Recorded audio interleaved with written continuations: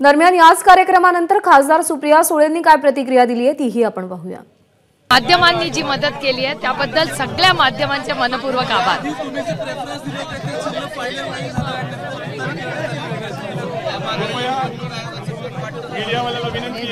आनंदी दिवस आहे, काय सुंदर ही माझ्या मनातली आहे। 4 होते आहे, माझा पहिला प्रेफरन्स होता तो दिला।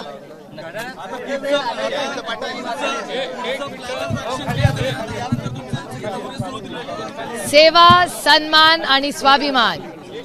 सेवा मायबाप जनतेची, सन्मान शेतकऱ्याचा, महिलांचा, ज्येष्ठ नागरिकांचा आणि स्वाभिमान तुमच्या आणि माझ्या महाराष्ट्राचा।